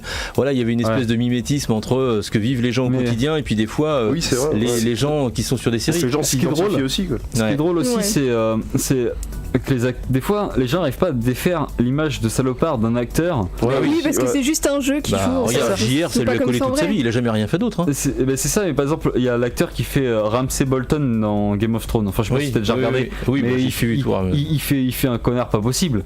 Et alors qu'en vrai, c'est une crème, il fait de la guitare, il tranquillement, il sort ses petits albums de son côté, tout ça, trop sympa le gars. Alors que dans la série. Ça en plus. Alors que dans la série, c'est pareil, l'acteur qui fait Geoffrey, c'était un gros salopard. Enfin, dans la série, c'était un gros salopard, et en vrai, apparemment, c'est une crème. Et enfin, il y a des trucs comme ça. Et les gens, ils font pas la différence. Ouais, c'est ça. Cersei aussi, elle se faisait engueuler en convention en disant je vais pas dire les mots, mais voilà. Parce qu'il le colle vraiment. Et le problème, c'est que les gens, ils sont beaucoup trop à fond par rapport aux séries, et ça devient n'importe quoi. Enfin, c'est bien, mais ça devient aussi n'importe quoi, et j'arrive pas à défaire l'image. Je peux comprendre, c'est difficile, mais voilà, les acteurs, c'est pas tous des salopards. Enfin... Après, il y a aussi un autre élément qui est important, c'est qu'à l'époque, moi je te parle de ça sur des séries il y a 30 ans, même comme Dallas, tu pouvais le voir qu'à un seul endroit. Oui, c'est ça. C'est-à-dire que tu étais obligé de te mettre le vendredi soir devant ta télé à 20h30 pour aller voir la série. Point barre. Après, la série était finie, il fallait que tu attendes la semaine d'après. Là, le problème, c'est que tu peux la regarder sur ton ordinateur, sur ton smartphone, en VOD. Donc, ça veut dire que là, tout le monde y a accès n'importe quand. Et puis, on n'avait pas. Puis, on n'avait pas ce choix. Avant, tu voulais regarder une série, tu la regardais à la télé, elle sortait pas en cassette. Ce qui sortait en cassette à l'époque en VHS ou en V2000, c'était des films. Mais t'avais jamais de série. Là aujourd'hui, le problème, c'est que tu vas dans n'importe quelle grande surface, tu peux acheter des coffrets complets. Donc les mecs, ils regardent des séries. Puis comme vous êtes des jeunes, que vous branlez rien de vos journées en même temps, vous passez votre vie sur vos téléphones de vous vivez qu'à travers. Les gars, vous passez votre vie à regarder quoi? YouTube, Instagram, je regarde des séries. Puis en plus, du coup, les réseaux font. Ça vous vide la tronche. Quand vous secouez la tête, ça fait un bruit de lavabo déjà. Donc je dis les gars, qu'est-ce qui se passe? Donc c'est pas bon quoi. Tout de suite. Je vous chérelle. Non mais c'est vrai que voilà, aujourd'hui on a tellement démultiplié les supports qu'aujourd'hui c'est tellement accessible que forcément c'est sympa. Tu regardes une série, elle te plaît, puis il y en a tellement, tu regardes Netflix, t'as vu le paquet de séries, et puis en plus t'as souvent 10-15 épisodes, puis la saison 1, la saison 2, la saison 3, la saison 4, et ça s'arrête jamais. C'est comme les jeux vidéo, quand les gens deviennent addicts, pourquoi ? Parce que c'est des jeux qui n'ont pas de fin. Aussi, il y a toujours une suite. Moi tu joues à Global Offensive, à Counter Strike, tu fais une partie, tu t'es fait clasher, crack 5 minutes, puis les goals, t'es pas dans le jeu, hormis le fait d'être. Là t'as des parties, même quand tu perds, tu gagnes parce que ton personnage il est toujours là, il réapparaît dans un autre endroit, et puis c'est sans fin. Voilà. Donc le jeu te met pas de limite. Et pareil, du coup, s'il y a une série qui est super longue, et vu que ça, même si elle se finit, il y en a d'autres qui sortent, il y en a d'autres des bonnes. Parce que t'attends la suite et tout pour continuer. Mais j'ai une question à vous poser. Vous préférez les séries comme ce que font Netflix, c'est-à-dire sortir une série d'un coup, on peut enchaîner les épisodes, ou attendre chaque semaine d'avoir l'épisode ? Parce que moi je sais que je préfère quand ils sortent la série tout d'un coup, comme ça moi en 2 jours j'ai tout gobé, et voilà, alors que les séries on doit attendre une semaine, ça je trouve que c'est un peu dommage de tous bouffer d'un coup, parce que autant faire un film et puis le problème est réglé quoi. Alors que la série, l'idée c'est ça, c'est que t'attends la semaine prochaine pour un film, moi ça m'énerve ça. Bah oui, non, mais voilà. Je préfère regarder les séries terminées moi comme ça. Hop, pourquoi c'est ce que j'ai. Enfin, je préfère aussi regarder la série une fois terminée. Après on risque de se faire spoiler aussi, donc. Ouais, parce que les moyens de communication aujourd'hui sont alors dans le temps, tu pouvais regarder, personne n'allait te dire ce qui allait se passer le prochain, personne n'avait vu quoi. Voir personne regarder. À moins d'être médium, tu vois.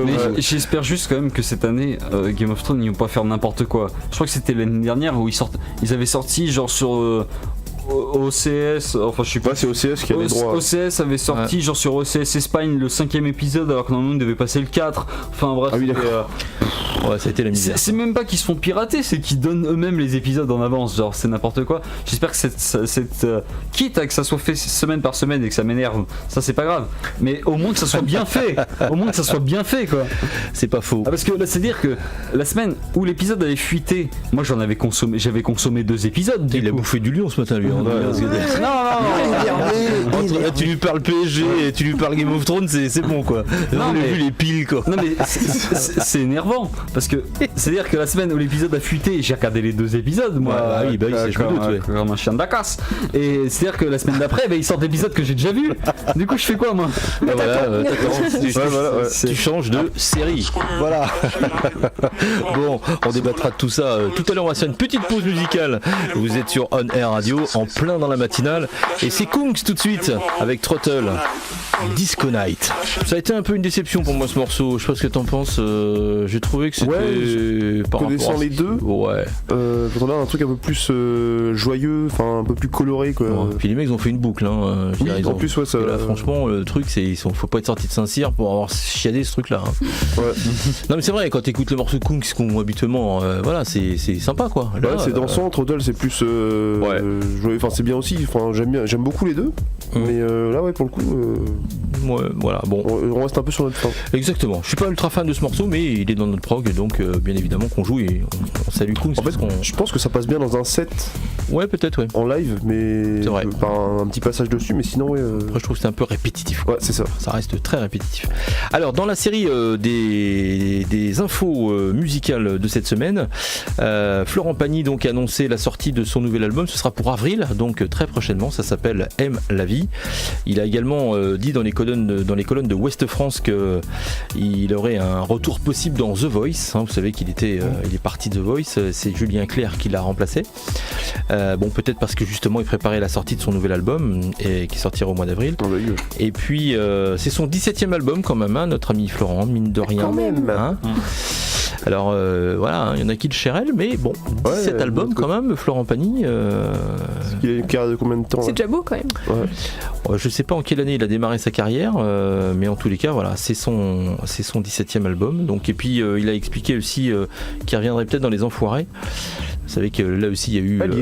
Il y était, il y a eu quelques petits conflits. Vous savez que dans Les Enfoirés en ce moment c'est un peu tendu. Goldman est parti aussi. Enfin voilà, il y a. L'année dernière, Jean-Jacques a dit qu'il a arrêté Les Enfoirés et autres. Bon voilà. Et puis la femme de Coluche aussi, a priori, a arrêté. propriété aussi. Ouais, bah oui, c'est elle qui gérait un peu les enfoirés depuis le décès. Non, moi je crois que c'était Goldman qui gérait tout en fait. Bah ils étaient, enfin elle, c'est elle qui était gestionnaire un petit peu de cette soirée, et Jean-Jacques était plutôt gestionnaire de la partie artistique. Voilà. Et donc voilà, bon, donc ça fait quand même 2 départs importants. J'espère que ça continuera à bien fonctionner, parce que malgré tout ça reste important.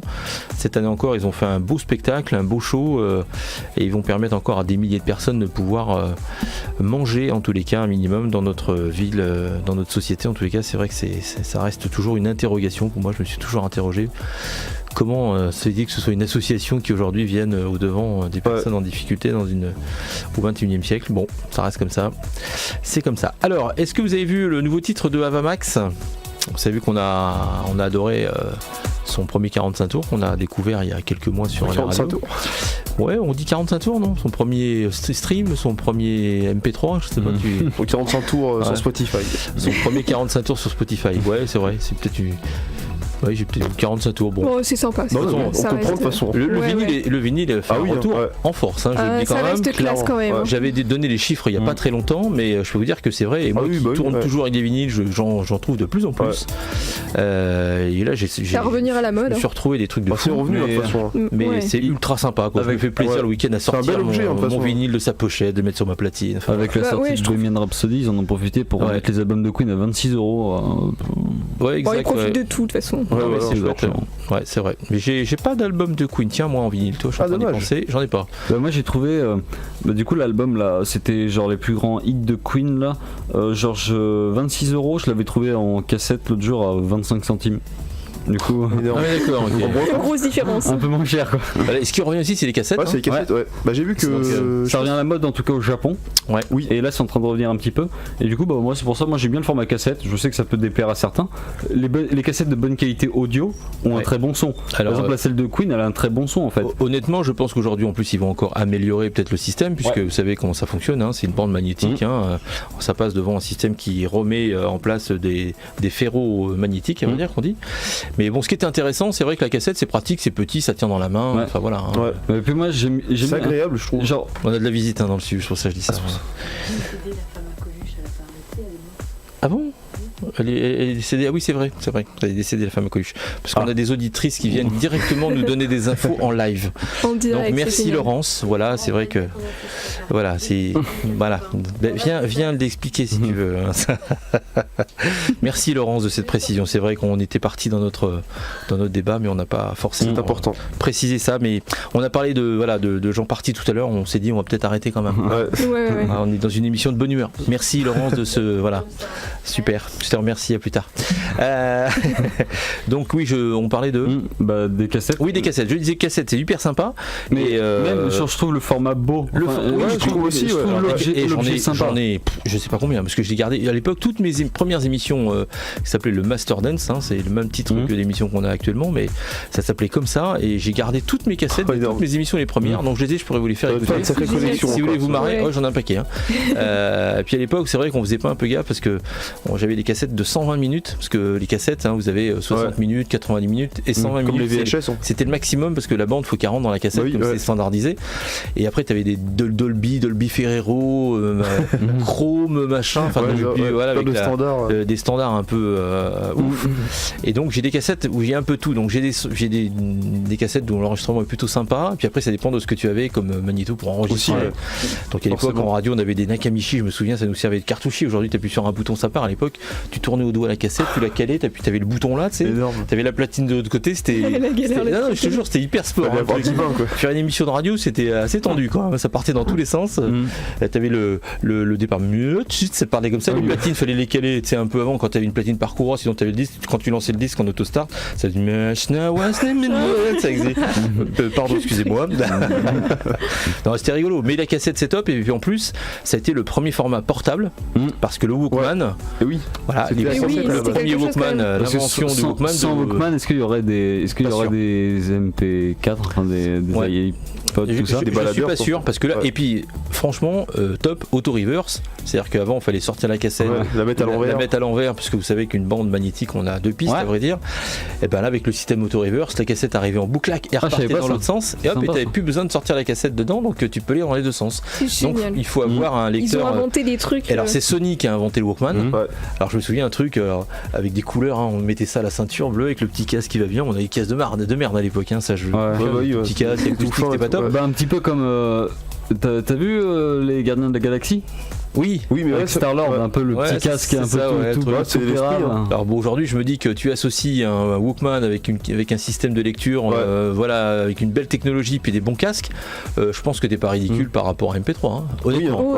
Honnêtement. Bah moi, la cassette à 25 centimes du coup que j'ai eu de Queen, franchement.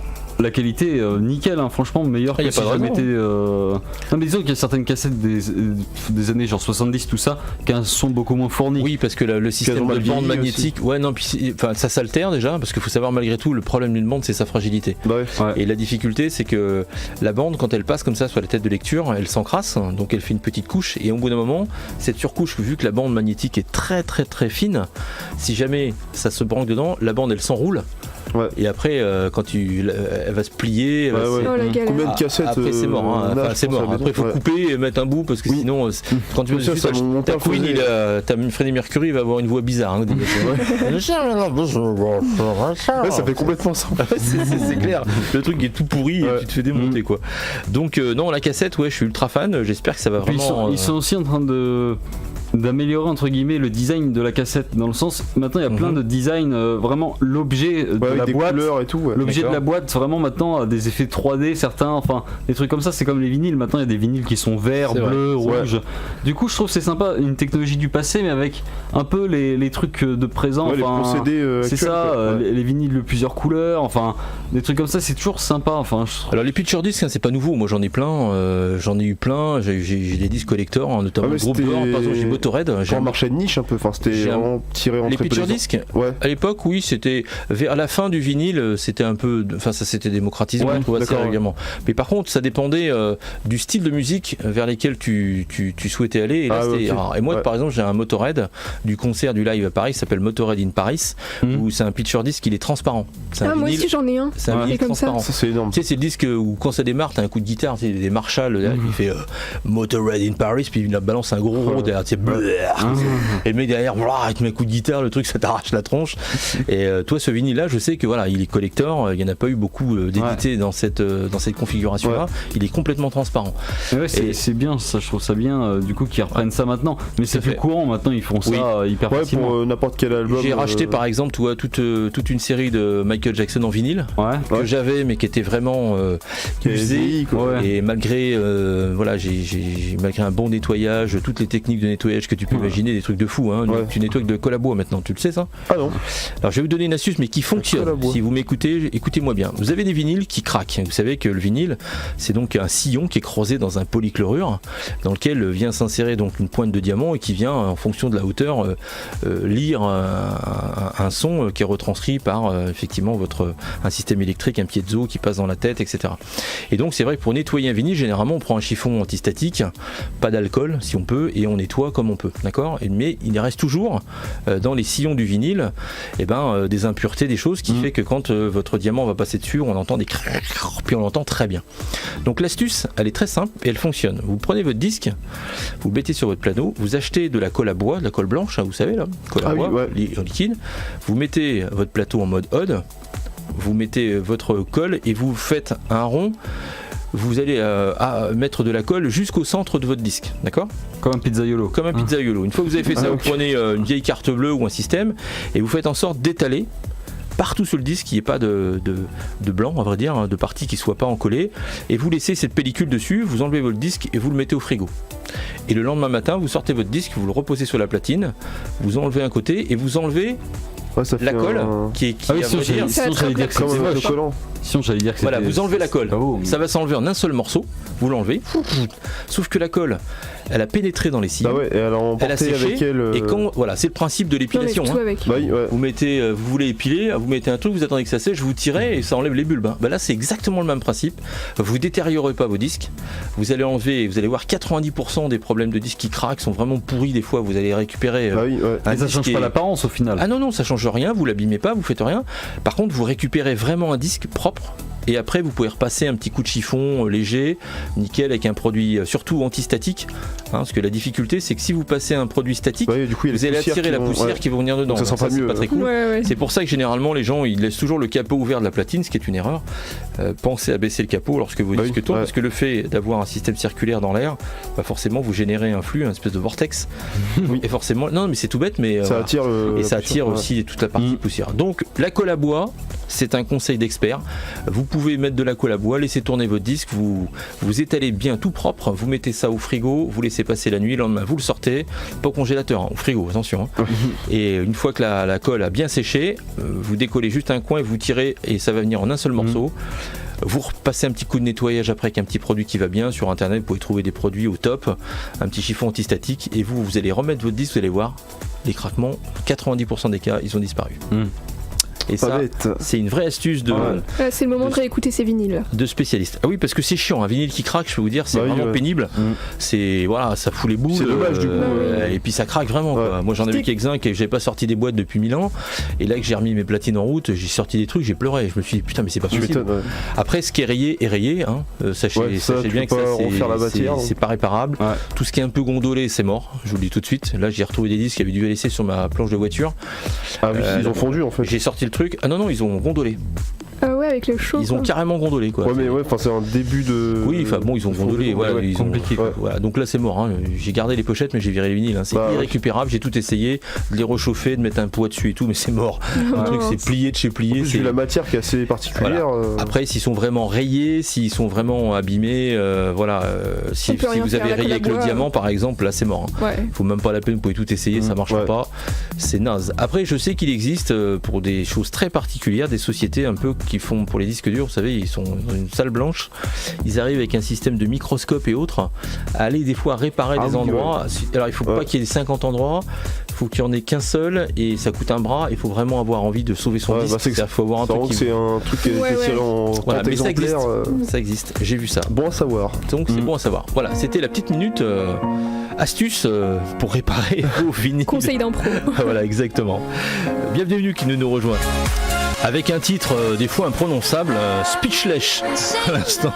C'était Robin Schulz avec Erika Sirola sur Honor Radio pour ce dernier quart d'heure de la matinale avec nos amis chroniqueurs. Et on se rappelait un peu le passé à l'instant avec les Walkman, les cassettes, les vinyles, voilà. Ça revient à la mode, c'est vrai qu'on retrouve de plus en plus, même d'artistes récents qui ressortent comme ça leur album ou leur EP comme ça sous format cassette. Cassette c'est quand même moins répandu que vinyle, mais ça encore, mais ça devrait venir. Mais ça dépend où. Je regardais, vous savez, j'avais dit des chiffres l'autre jour, je crois que c'est en Angleterre où c'est un truc de fou. Les mecs ils sont jetés sur des cassettes, donc au des pays comme ça où ça revient à la mode, pareil. Ils sont nostalgiques. Mais je pense, on était en train de dire, je pense que les vinyles ont commencé à revenir à la mode il y a à peu près une dizaine d'années, un peu moins peut-être, et c'est devenu comment dire, en fait je reprends depuis le départ.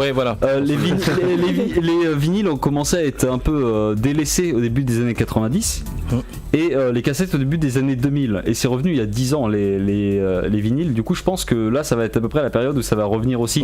Fallait laisser aux gens une vingtaine d'années de transition pour revenir sur cette veine nostalgique et rétro quoi. Et moi par exemple qui ai connu la fin des cassettes et pareil la fin des VHS, pour moi ça a quand même marqué mon enfance. Et pour moi c'est quand même un truc, je l'ai pas connu beaucoup, mais pour moi c'est quand même quelque chose qui est resté en moi. Les enfants, les nouveaux enfants qui ils ont pas grandi avec, qui testent des cassettes, ils sont en mode quoi, on peut pas choisir la musique, ils savent pas comment ça marche. Et je trouve ça sympa aussi de retourner à ce genre là quoi. C'est ça que retour vers le futur quoi. C'est ça en fait. Non mais c'est vrai, en plus la cassette il fallait laisser un peu de temps aussi parce qu'il faut refabriquer des cassettes, donc ça veut dire qu'il faut retrouver aussi d'avoir des machines pour faire ça, voilà. Par exemple, vous savez, en vinyle, on parlait de vinyle là, il y a pas longtemps, mais vous savez que dans les Deux-Sèvres, il y a une usine, il reste plus beaucoup d'usines en France, hein, ils sont 4 ou 5, dont une qui est une dans les Deux-Sèvres, une autre du côté de l'Auvergne, où les mecs ils ont des carnets de commandes, ils désemplissent pas. Bah oui, hein, du coup. J'ai vu un reportage l'autre jour à la télé là-dessus, et les mecs disaient, bah nous, c'est pas compliqué, on a du boulot pour 3 ans, 4 ans, 5 ans, parce que tout le monde veut ressortir. C'est le bon filon en fait. Mais je pense que c'est pareil pour les cassettes. Je pense que si vous faites des cassettes de bonne qualité, je pense que c'est le moment de tranquillement entreprendre quelque chose là. Si ça veut revenir dans le marché. Mettre de côté. Voilà, vous êtes jeune, vous êtes innovant, vous voulez monter une start-up, eh bien On Air Radio vous accueille dans ses locaux pour monter des imprimantes 3D pour fabriquer des cassettes si vous voulez, avec grand plaisir. Tiens, j'ai une info à propos, ça concerne les cafés de job. Vous savez que la mission locale organise tous les mois un café de job avec plusieurs thématiques. Donc ce café de job aura lieu donc le 4 avril à 9h à la mission locale, Parc des Fourriers à Rochefort. C'est organisé avec une agence d'intérim, l'agence d'intérim à Ballonne, autour d'un café. Donc, on vous offre le café, le croissant et les chocolatines. Et vous venez un peu échanger sur ose dire et réussir ton entretien. Donc voilà, si vous vous sentez un peu timide, un peu introverti, vous avez un peu de mal à vous exprimer lorsque vous êtes en entretien d'embauche, eh bien le café de job du 4 avril dès 9h à la mission locale est fait pour vous. N'hésitez pas à vous renseigner auprès de votre mission locale, Parc des Fourriers, ou voilà, vous pouvez l'appeler au 05 46 99 06 00 pour aller au standard, et c'est certainement Laurence qui vous accueillera et vous donnera toutes les précisions pour venir assister à ce café de job le jeudi 4 avril à 9h à la mission locale. Voilà. Mon petit Isma, on parlait tout à l'heure de Tomorrowland Winter, ça dure jusqu'à quand du coup? Parce que c'est jusqu'à dimanche. Ah, c'est dimanche. Donc ça a commencé le 9 avril. Parce que j'avais entendu justement qu'ils arrêtaient samedi, mais non, a priori c'est bien dimanche. Ouais, sachant que aussi, en fait, c'est vraiment toute une semaine avec des activités et tout. De toute façon, c'était compris dans les forfaits à acheter, avec le ski et tout, plein d'activités autour du festival et de la montagne. Ouais. Après, le festival en lui-même, c'est 3 jours, je crois. Donc, hier, aujourd'hui et demain. Et peut-être samedi, en fait. Ouais. Parce que je sais qu'en tout cas, ça a commencé hier. Il y avait DJ Snake, Afrojack hier. Ça. Aujourd'hui il y a Martin Solveig par exemple, et du coup alors samedi aussi avec il me semble qu'il y a Martin Garrix. Il y a Armin Van Buren aussi. Armin Van Buren, aujourd'hui je crois. Ouais, parce que ce matin il mixait dans le 6-9 avec Bruno justement, pas mal. Sur Fun. Ouais, du coup dans leur petit chalet, il est venu en live le gazier, ils lui ont mis 2 CD J2000 c'est énorme. Et ouais, ça devait être ultra sympa. J'ai pas suivi, mais ouais, ça devait être sympa, j'ai vu ça ce matin. Ouais. Armin Van Buren, excellent. Parce que là on ta cuisine en prenant ton petit déjeuner, on sera une matinale quoi. Donc on vous rappelle que nous on a un Summer Festival, c'est festival Stéréo Park qui aura lieu donc le 19 et le 20 juillet à Rochefort, donc Corderie Royale, dans ce lieu extraordinaire. L'année dernière on avait une première line-up qui était quand même de qualité, et cette année on a déjà 2 noms annoncés, donc Offenbach et Feder, qui seront présents un le vendredi et l'autre le samedi, et on attend d'ici quelques jours les nouveaux noms qui vont composer les line-up sur ces 2 journées, et nous y serons. On Air Radio sera partenaire du festival avec des émissions en direct, des interviews, on va recevoir des artistes, on va faire un beau plateau et on vous en dira un petit peu plus, et on sera accompagné pour ça de l'ensemble de nos chroniqueurs que vous connaissez maintenant, avec qui nous faisons cette émission tous les jeudis matins, et nous avons recruté également Eugène de Rastignac qui sera présent avec nous sur place pour aller interviewer tous les artistes qui seront ici. Donc on aura certainement Feder et Offenbach en live avec nous soit le vendredi soit le samedi, ça va être génial. Ça va être énorme ici. Alors dans les petites infos et actualités musicales, juste pour vous dire 2-3 petites choses avant de conclure cette émission. MHD, vous savez, notre ami rappeur, donc du coup ça y est, le concert à l'Accor Arena a été annulé, puisque là à cause de quoi? À cause de qu'il peut pas sortir de prison, le garçon. Ah oui, c'est vrai. Un peu compliqué pour faire le concert. Pour lui, je crois que a priori il va avoir un petit peu de mal à sortir pour l'instant, puisqu'il est toujours accusé d'être complice dans un tentative d'assassinat, je crois, donc c'est un peu compliqué. Donc voilà. Ensuite les Indochine donc misent sur leur nouveau titre qui a été signé par Jean-Louis Murat. Est-ce que vous avez entendu ce titre? Pas du tout. Le titre d'Indochine, c'est Karma Girls. Donc voilà, à écouter, à découvrir. Voilà. Donc c'est après les 2 dernières dates qu'ils ont fait suite à leur dernier album, ça s'appelle 13 tours, puisque l'album s'appelait 13. Donc vous allez voir, c'est un peu cosmique, contemplatif. Voilà, c'est du Jean-Louis Murat. Est-ce que vous connaissez Jean-Louis Murat?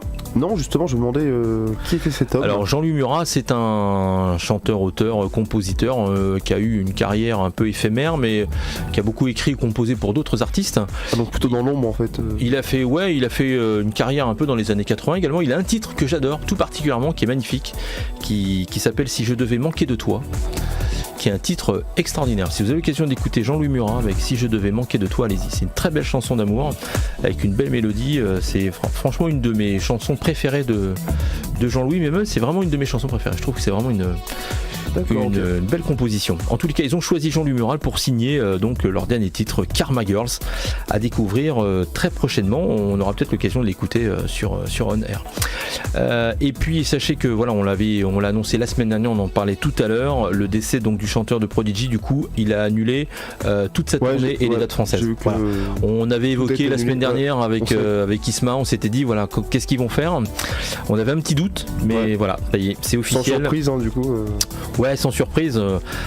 C'est mieux. On s'était dit, j'imaginais difficilement faisable le fait de retrouver les autres musiciens du groupe 3 mois après le décès du chanteur. Ouais, donc là, c'est officiel. Si vous aviez pris des places pour aller voir effectivement Prodigy en concert en France pour cette tournée, eh bien, elle est officiellement annulée. Donc voilà, bien dommage. Ouais. Est-ce que vous avez des petites infos particulières au niveau games? On a des petites infos je peux parler d'un truc. Apparemment, le joueur Twitch Ninja, c'est son pseudo Twitch. Ah oui, celui qui a le plus de. Qui fait. Apparemment, il a été payé 1 million pour jouer à Apex Legends. D'accord. Apparemment, de toute façon, Twitch maintenant c'est un vrai business. Donc plutôt bien. Mais en vrai, genre tu te rends compte, dans une boîte, genre 1 million, c'est pas énorme non plus pour une boîte, tu vois. Dans le sens, lui, c'est quand même niveau com, il est quand même.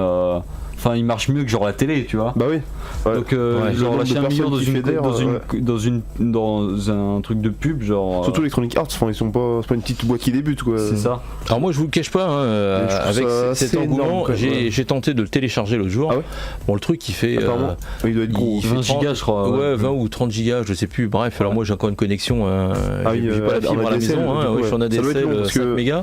Quand j'ai maintenant, justement, j'en fais pour la fibre. L'autre, il m'annonce 4h30 de download. Je me suis dit, donc j'ai commencé à le télécharger, mais il y a un exécutable, donc j'ai fait stop. Je ferai ça quand j'aurai un peu de temps, ou alors faudrait que je laisse tourner dans la journée. Tu sais qu'il se télécharge, je rentre à la maison ce soir. Vivement la fibre partout. C'est pour dire. Rochefort, ça y est, c'est en cours de déploiement. Je vois partout. Foura 2021, là ça va arriver fin d'année, début d'année. Après, ce qui est normal, il déploie là où les gens ont le moins de connexion avant d'aller là où les gens ont les meilleures connexions. En vrai, Foura c'est assez stable. Oui, ça va, vous avez pas une mauvaise connexion. Et donc j'ai voulu le télécharger. Le temps, je me suis dit zut flûte, voilà, c'est un peu long pour moi. Et je ferai ça après, mais c'est vrai que j'ai lu tellement de trucs sur ce jeu en me disant voilà, et comme je suis pas un fan de Fortnite, je trouve que le concept est naze, même malgré le succès que ça a eu. Le problème c'est que moi je considère que le problème c'est les constructions. C'est que tu te bats contre quelqu'un, il fait une tour de pouce. C'est clair, c'est n'importe quoi. Et est-ce que vous avez déjà joué à Apex alors ou pas? Moi vite fait. Alors non.